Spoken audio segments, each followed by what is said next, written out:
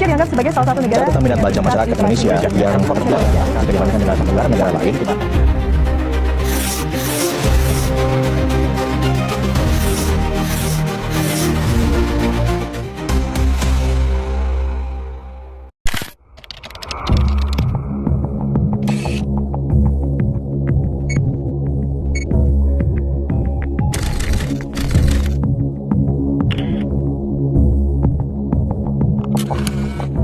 Setiap tempat menyimpan pengetahuan, setiap tradisi menyimpan makna, dan setiap generasi memiliki tanggung jawab untuk membacanya. Dulu saya pikir literasi itu cuma soal baca buku. Tapi ternyata kita juga bisa belajar dari tempat, budaya, dan kehidupan sehari-hari. Dan hari ini saya mau mengajak kalian untuk melihat bagaimana Sragen menyimpan banyak cerita yang bisa kita baca. Bukan cuma tulisan, tapi juga tradisi dan sejarah. Di tanah yang menyimpan jejak manusia purba ini, sejarah tidak hanya dipajang, tetapi juga diwariskan sebagai pelajaran hidup. Literasi tidak selalu dimulai dari halaman buku, kadang ia dimulai dari jejak masa lalu. Sekarang saya sedang ada di Sangiran. Tempat ini bukan hanya museum fosil manusia purba, tapi juga tempat belajar sejarah dan sains.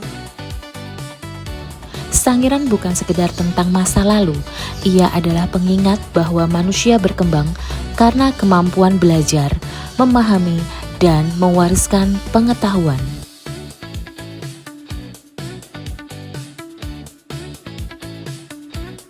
Literasi membuat manusia tidak hanya melihat dunia, tetapi juga memahami arti di baliknya.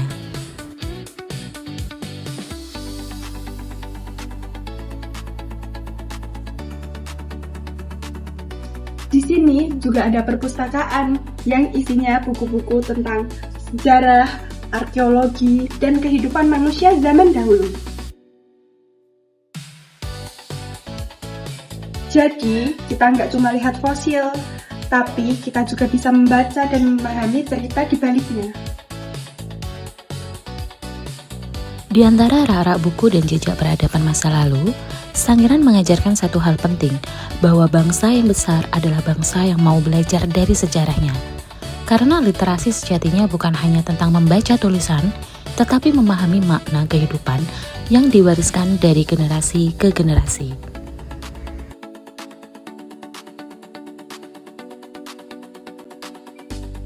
Dari Sangiran saya belajar bahwa literasi bukan hanya membaca tulisan, tapi juga membaca jejak zaman.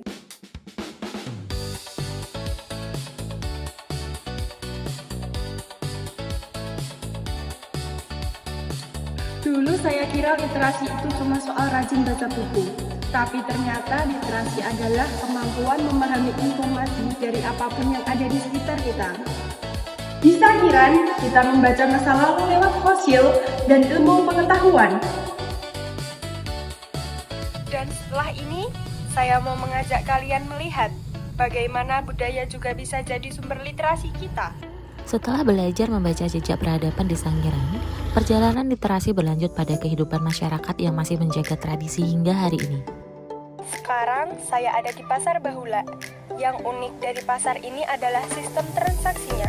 Di Pasar Bahula, budaya tidak hanya dilestarikan, tetapi juga diwariskan dan dipelajari bersama.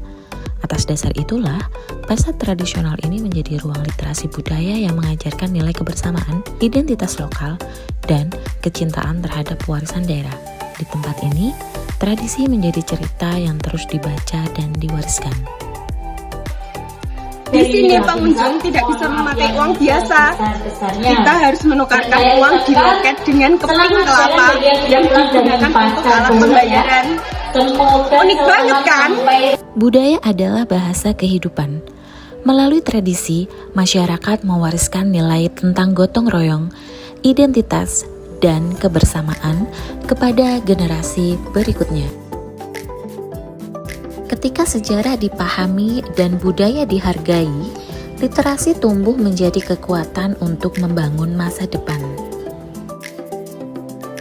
Di sini saya belajar kalau budaya juga bisa jadi media literasi.